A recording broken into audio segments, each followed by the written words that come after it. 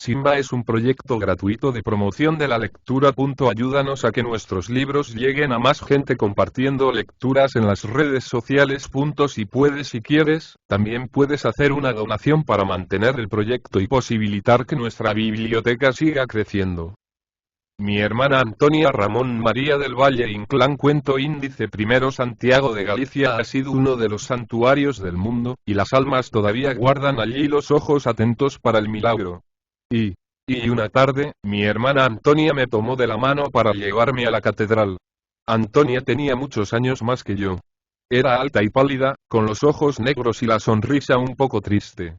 Murió siendo yo niño. Pero cómo recuerdo su voz y su sonrisa y el hielo de su mano cuando me llevaba por las tardes a la catedral. Y sobre todo, recuerdo sus ojos y la llama luminosa y trágica con que miraban a un estudiante que paseaba en el atrio, embozado en una capa azul. Aquel estudiante a mí me daba miedo. Era alto y cenceño, con cara de muerto y ojos de tigre, unos ojos terribles bajo el entrecejo fino y duro. Para que fuese mayor su semejanza con los muertos, al andar le crujían los huesos de la rodilla. Mi madre le odiaba, y por no verle, tenía cerradas las ventanas de nuestra casa, que daban al atrio de las platerías. Aquella tarde recuerdo que paseaba, como todas las tardes, embozado en su capa azul. Nos alcanzó en la puerta de la catedral, y sacando por debajo del embozo su mano de esqueleto, tomó agua bendita y se la ofreció a mi hermana, que temblaba. Antonia le dirigió una mirada de súplica, y él murmuró con una sonrisa: «Estoy desesperado». Y entramos en una capilla, donde algunas viejas rezaban las cruces. Es una capilla grande y oscura, con su tarima llena de ruidos bajo la bóveda románica. Cuando yo era niño, aquella capilla tenía para mí una sensación de paz campesina. Me daba un goce de sombra como la copa de un viejo castaño, como las parras delante de algunas puertas, como una cueva de ermitaño en el monte. Por las tardes siempre había corro de viejas rezando las cruces. Las voces, fundidas en un murmullo de fervor, abríanse bajo las bóvedas y parecían iluminar las rosas de la vidriera como el sol poniente. Sentíase un vuelo de oraciones glorioso y gangoso, y un sordo arrastrarse sobre la tarima, y una campanilla de plata agitada por el niño acólito, mientras levanta su vela encendida, sobre el hombro del capellán, que deletrea en su breviario la pasión. Oh, capilla de la Corticella, cuando esta alma mía, tan vieja y tan cansada, volverá a sumergirse en tu sombra balsámica. Y lloviznaba, anochecido, cuando atravesábamos el atrio de la catedral para volver a casa. En el zaguán, como era grande y oscuro, mi hermana debió de tener miedo, porque corría al subir las escaleras, sin soltarme la mano. Al entrar vimos a nuestra madre que cruzaba la antesala y se desvanecía por una puerta.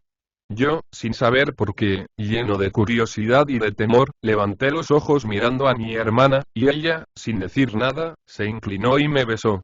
En medio de una gran ignorancia de la vida, adiviné el secreto de mi hermana Antonia. Lo sentí pesar sobre mí como pecado mortal, al cruzar aquella antesala donde ahumaba un quinqué de petróleo que tenía el tubo roto. La llama hacía 2 cuernos, y me recordaba al diablo. Por la noche, acostado y a oscuras, esta semejanza se agrandó dentro de mí sin dejarme dormir, y volvió a turbarme otras muchas noches. Siguieron algunas tardes de lluvia.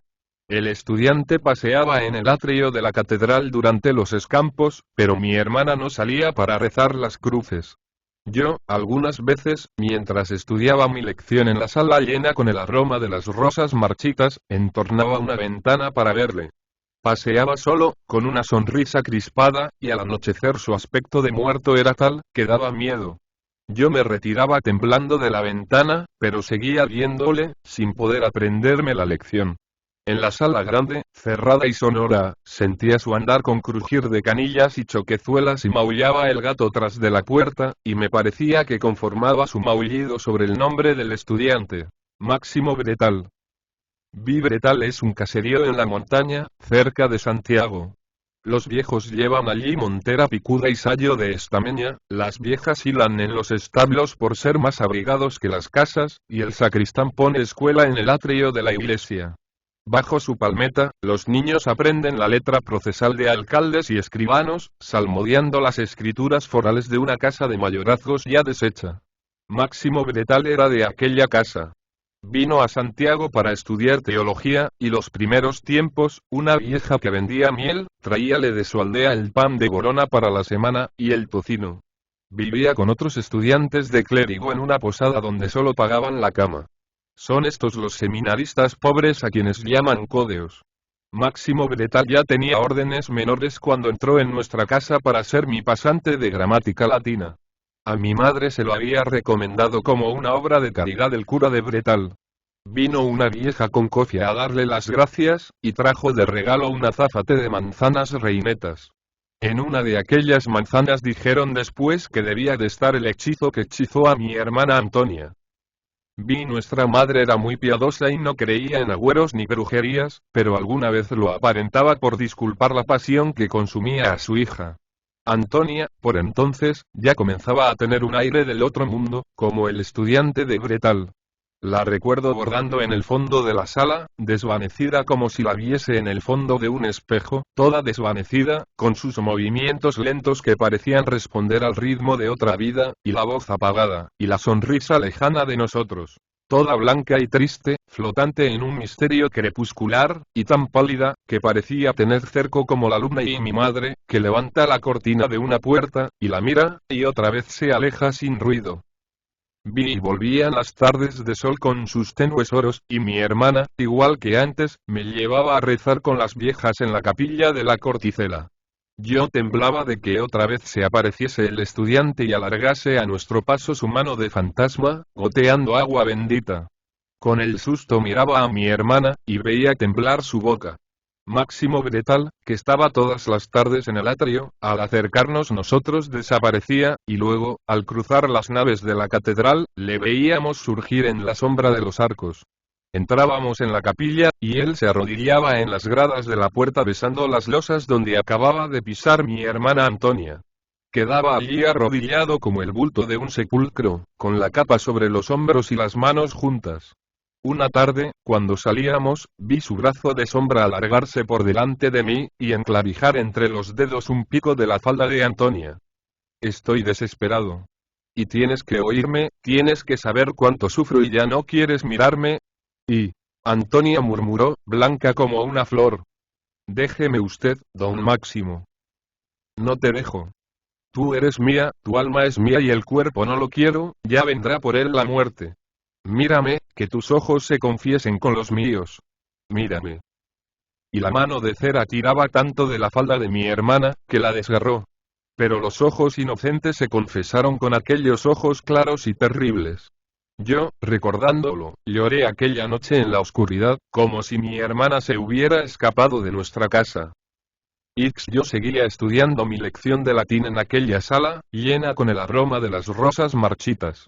Algunas tardes, mi madre entraba como una sombra y se desvanecía en el estrado. Yo la sentía suspirar hundida en un rincón del gran sofá de damasco carmesí, y percibía el rumor de su rosario. Mi madre era muy bella, blanca y rubia, siempre vestida de seda, con guante negro en una mano, por la falta de 2 dedos, y la otra, que era como una camelia, toda cubierta de sortijas. Esta fue siempre la que besamos nosotros y la mano con que ella nos acariciaba. La otra, la del guante negro, solía disimularla entre el pañuelito de encaje, y solo al santiguarse la mostraba entera, tan triste y tan sombría sobre la albura de su frente, sobre la rosa de su boca, sobre su seno de Madonna Lita. Mi madre rezaba sumida en el sofá del estrado, y yo, para aprovechar la raya de luz que entraba por los balcones entornados, estudiaba mi latín en el otro extremo, abierta la gramática sobre uno de esos antiguos veladores con tablero de damas. Apenas se veía en aquella sala de respeto, grande, cerrada y sonora. Alguna vez, mi madre, saliendo de sus rezos, me decía que abriese más el balcón. Yo obedecía en silencio, y aprovechaba el permiso para mirar al atrio, donde seguía paseando el estudiante, entre la bruma del crepúsculo. De pronto, aquella tarde, estando mirándolo, desapareció. Volví a salmodiar mi latín, y llamaron en la puerta de la sala. Era un fraile franciscano, hacía poco llegado de Tierra Santa. El padre Bernardo en otro tiempo había sido confesor de mi madre, y al volver de su peregrinación no olvidó traerle un rosario hecho con huesos de olivas del monte Oliveto.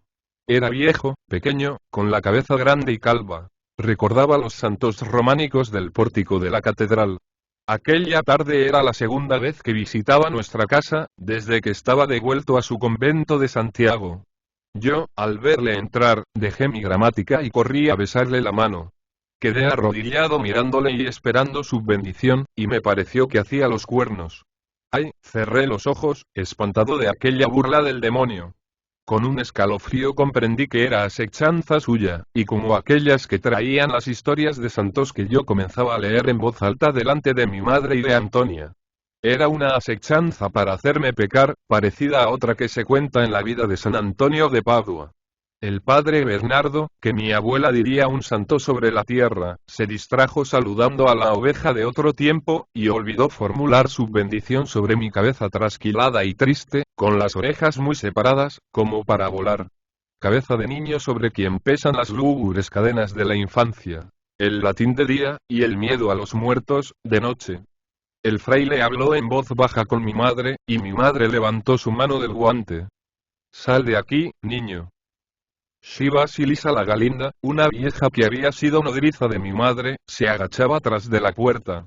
La oí y me retuvo del vestido, poniéndome en la boca su palma arrugada. «No grites, picarito».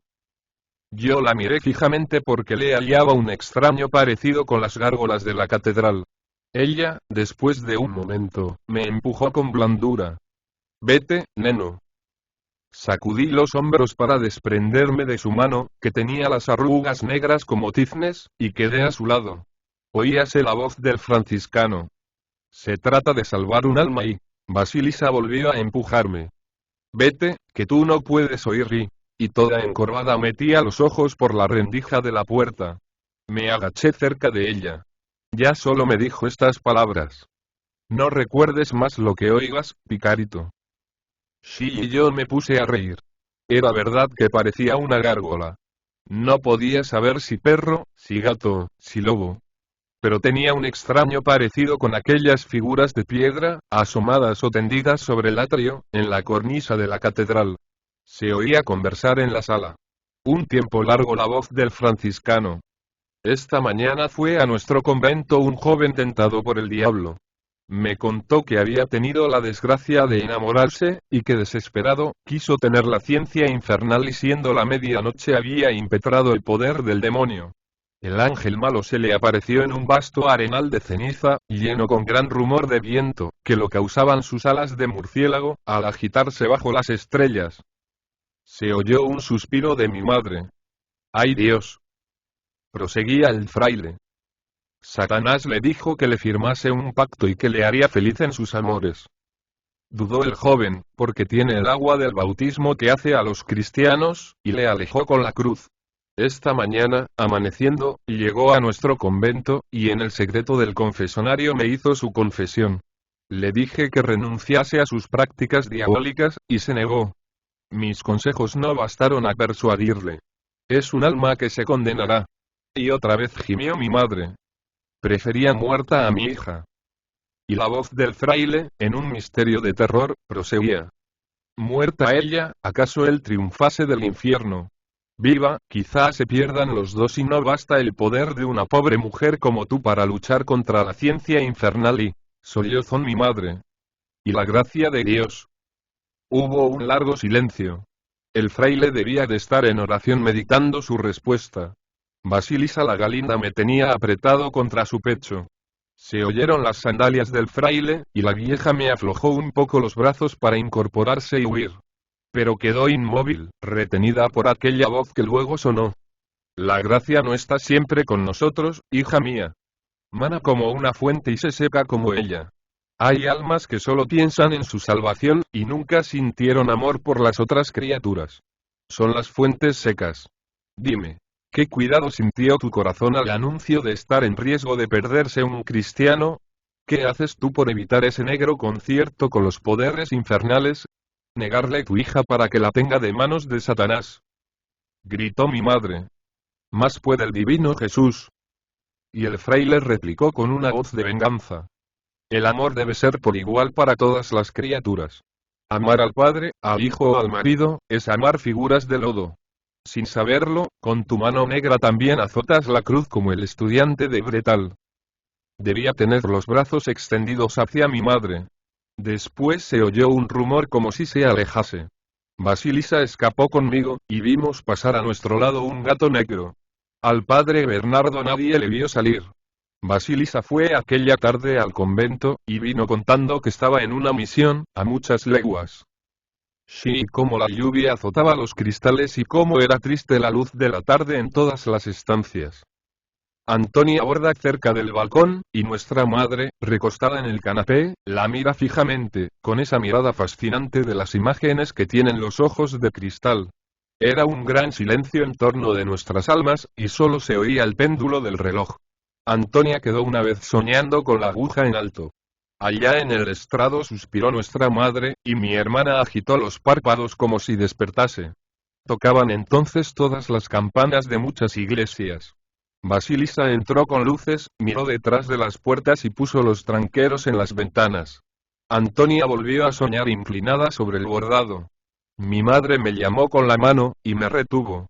Basilisa trajo su rueca, y sentóse en el suelo, cerca del canapé. Yo sentía que los dientes de mi madre hacían el ruido de una castañeta. Basilisa se puso de rodillas mirándola, y mi madre gimió. Echa al gato que araña bajo el canapé. Basilisa se inclinó. ¿Dónde está el gato? Yo no lo veo. ¿Y tampoco lo sientes? Replicó la vieja, golpeando con la rueca. Tampoco lo siento. Gritó mi madre. Antonia. Antonia. Ay, diga, señora. ¿En qué piensas? En nada, señora. ¿Tú oyes cómo araña el gato? Antonia escuchó un momento. Ya no araña. Mi madre se estremeció toda. Araña delante de mis pies, pero tampoco lo veo. Crispaba los dedos sobre mis hombros. Basilisa quiso acercar una luz, y se le apagó en la mano bajo una ráfaga que hizo batir todas las puertas. Entonces, mientras nuestra madre gritaba, sujetando a mi hermana por los cabellos, la vieja, provista de una rama de olivo, se puso a rociar agua bendita por los rincones. Shif, mi madre se retiró a su alcoba, sonó la campanilla y acudió corriendo Basilisa.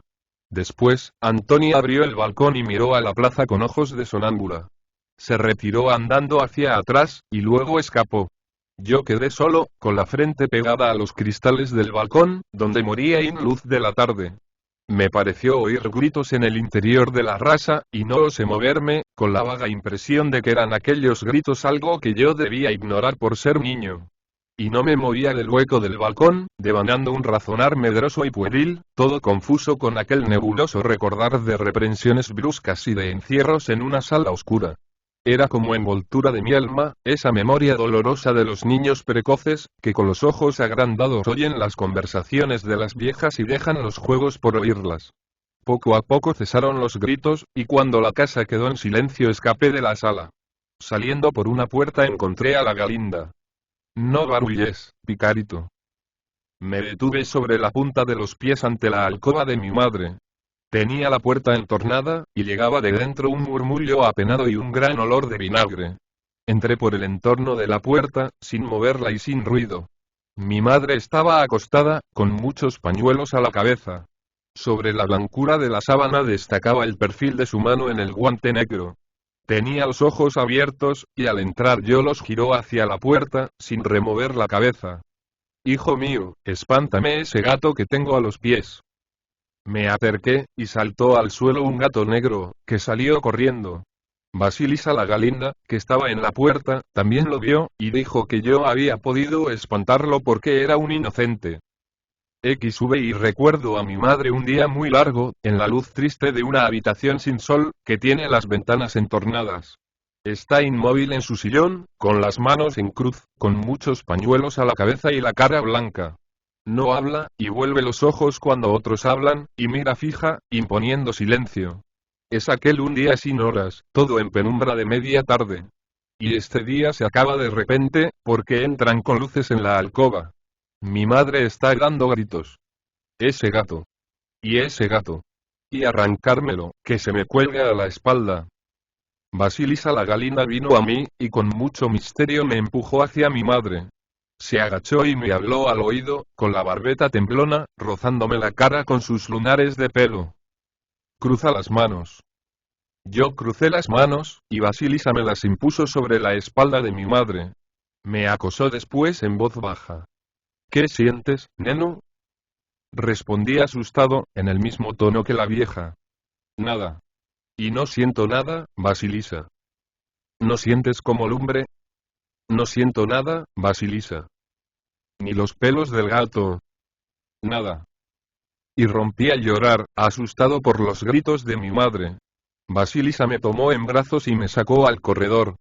Ay, Picarito, tú has cometido algún pecado, por eso no pudiste espantar al enemigo malo.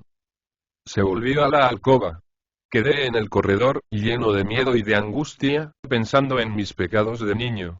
Seguían los gritos en la alcoba, e iban con luces por toda la casa. Exvi después de aquel día tan largo, es una noche también muy larga, con luces encendidas delante de las imágenes y conversaciones en voz baja, sostenidas en el hueco de las puertas que rechinan al abrirse.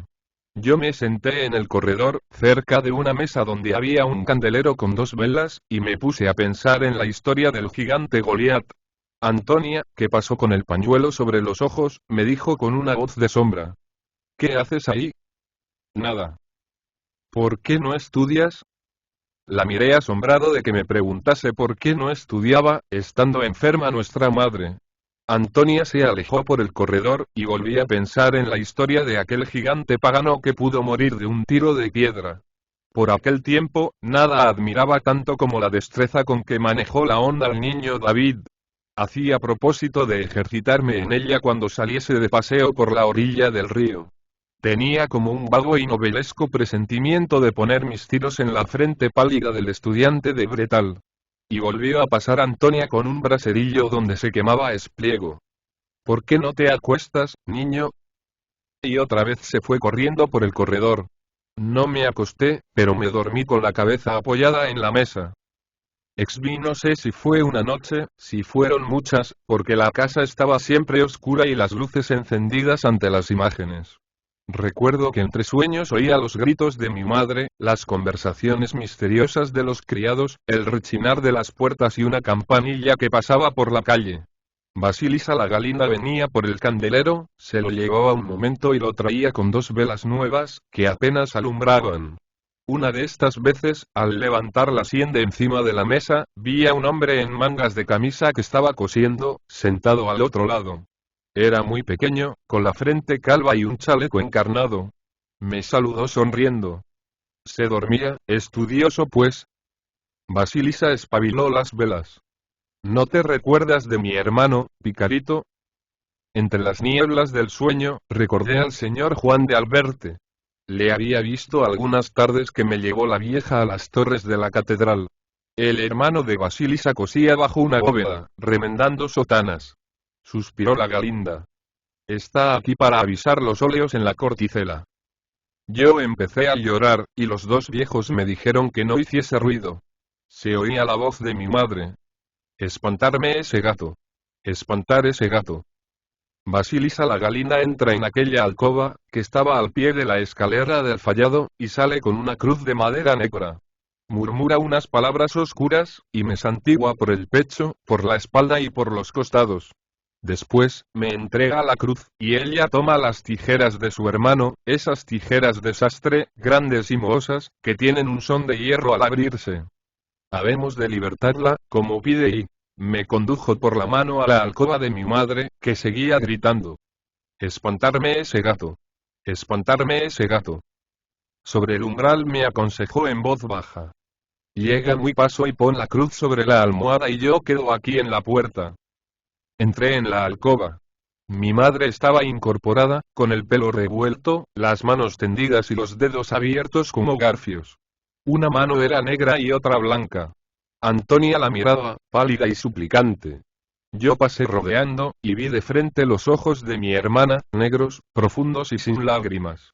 Me subí a la cama sin ruido, y puse la cruz sobre las almohadas. Allá en la puerta, toda encogida sobre el umbral, estaba Basilisa la Galinda. Solo la vi un momento, mientras trepé a la cama, porque apenas puse la cruz en las almohadas, mi madre empezó a retorcerse, y un gato negro escapó de entre las ropas hacia la puerta. Cerré los ojos, y con ellos cerrados, oí sonar las tijeras de Basilisa. Después la vieja llegóse a la cama donde mi madre se retorcía, y me sacó en brazos de la alcoba. En el corredor, cerca de la mesa que tenía detrás la sombra enana del sastre, a la luz de las velas, enseñaba dos recortes negros que le manchaban las manos de sangre, y decía que eran las orejas del gato. Y el viejo se ponía la capa, para avisar los santos óleos. Exvi llenóse la casa de olor de cera y murmullo de gente que reza en confuso son y entró un clérigo revestido, andando deprisa, con una mano de perfil sobre la boca. Se metía por las puertas guiado por Juan de Alberte. El sastre, con la cabeza vuelta, corretea tieso y enano, arrastra la capa y mece en dos dedos, muy gentil, la gorra por la visera, como hacen los menestrales en las procesiones. Detrás seguía un grupo oscuro y lento, rezando en voz baja. Iba por el centro de las estancias, de una puerta a otra puerta, sin extenderse. En el corredor se arrodillaron algunos bultos, y comenzaron a desgranarse las cabezas. Se hizo una fila que llegó hasta las puertas abiertas de la alcoba de mi madre. Dentro, con mantillas y una vela en la mano, estaban arrodilladas Antonia y la Galinda. Me fueron empujando hacia adelante algunas manos que salían de los manteos oscuros, y volvían prestamente a juntarse sobre las cruces de los rosarios. Eran las manos sarmentosas de las viejas que rezaban en el corredor, alineadas a lo largo de la pared, con el perfil de la sombra pegado al cuerpo. En la alcoba de mi madre, una señora llorosa que tenía un pañuelo perfumado, y me pareció toda morada como una dalía con el hábito nazareno, me tomó de la mano y se arrodilló conmigo, ayudándome a tener una vela.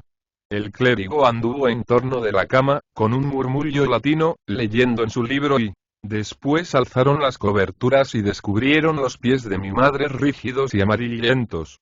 Yo comprendí que estaba muerta, y quedé aterrado y silencioso entre los brazos tibios de aquella señora tan hermosa, toda blanca y morada. Sentía un terror de gritar, una prudencia helada, una aridez sutil, un recato perverso de moverme entre los brazos y el seno de aquella dama toda blanca y morada, que inclinaba el perfil del rostro al par de mi mejilla y me ayudaba a sostener la vela funeraria.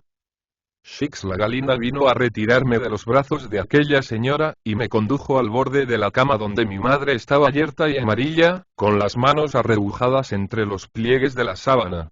Basilisa me alzó del suelo para que viese bien aquel rostro de cera. Dile adiós, neno. Dile. Adiós, madre mía, más no te veré. Me puso en el suelo la vieja, porque se cansaba, y después de respirar, volvió a levantarme metiendo bajo mis brazos sus manos sarmentosas. Mírala bien. Guarda el recuerdo para cuando seas mayor y bésala, neno. Y me dobló sobre el rostro de la muerta. Casi rozando aquellos párpados inmóviles, empecé a gritar, revolviéndome entre los brazos de la Galinda. De pronto, con el pelo suelto, al otro lado de la cama aparecióse Antonia. Me arrebató a la vieja criada y me apretó contra el pecho sollozando y ahogándose. Bajo los besos acongojados de mi hermana, bajo la mirada de sus ojos enrojecidos, sentí un gran desconsuelo y Antonia estaba yerta, y llevaba en la cara una expresión de dolor extraño y obstinado.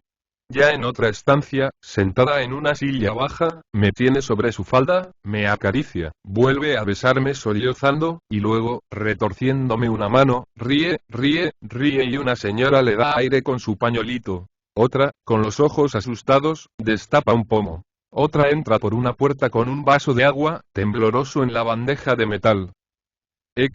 Yo estaba en un rincón, sumido en una pena confusa, que me hacía doler las sienes como la angustia del mareo. Lloraba a ratos y a ratos me distraía oyendo otros lloros. Debía ser cerca de medianoche cuando abrieron de par en par una puerta, y temblaron en el fondo las luces de 4 velas. Mi madre estaba amortajada en su caja negra. Yo entré en la alcoba sin ruido, y me senté en el hueco de la ventana. Alrededor de la caja velaban 3 mujeres y el hermano de Basilisa. De tiempo en tiempo el sastre se levantaba y escupía en los dedos para espabilar las velas. Aquel sastre enano y garboso, de chaleco encarnado, tenía no sé qué destreza bufonesca al arrancar el pabilo e inflar los carrillos soplándose los dedos. Oyendo los cuentos de las mujeres, poco a poco fui dejando de llorar.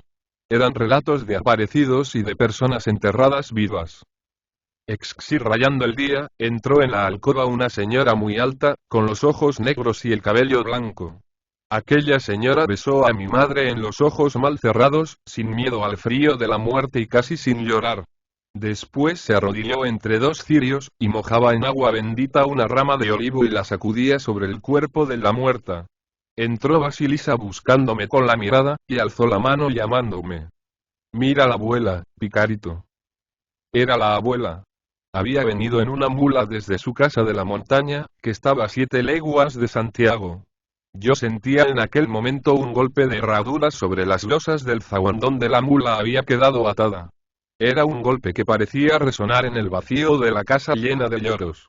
Y me llamó desde la puerta mi hermana Antonia. Niño. Niño. Salí muy despacio, bajo la recomendación de la vieja criada.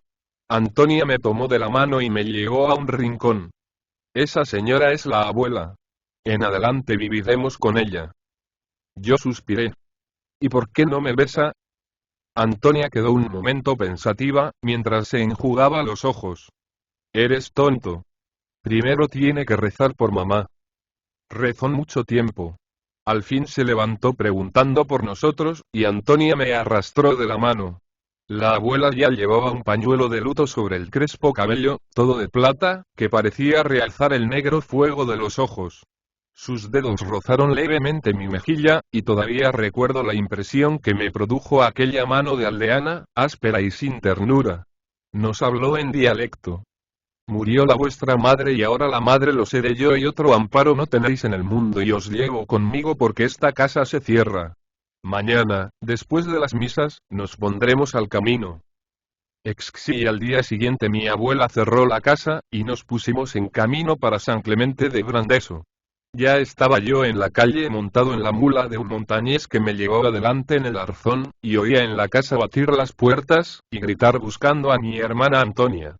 No la encontraban, y con los rostros demudados salían a los balcones, y tornaban a entrarse y a correr las estancias vacías, donde andaba el viento a batir las puertas, y las voces gritando por mi hermana. Desde la puerta de la catedral una beata la descubrió desmayada en el tejado. La llamamos y abrió los ojos bajo el sol matinal, asustada como si despertase de un mal sueño. Para bajarla del tejado, un sacristán con sotana y en mangas de camisa saca una larga escalera. Y cuando partíamos, se apareció en el atrio, con la capa revuelta por el viento, el estudiante de Bretal. Llevaba a la cara una venda negra y bajo ella creí ver el recorte sangriento de las orejas rebanadas a cercén. Y en Santiago de Galicia, como ha sido uno de los santuarios del mundo, las almas todavía conservan los ojos abiertos para el milagro. P.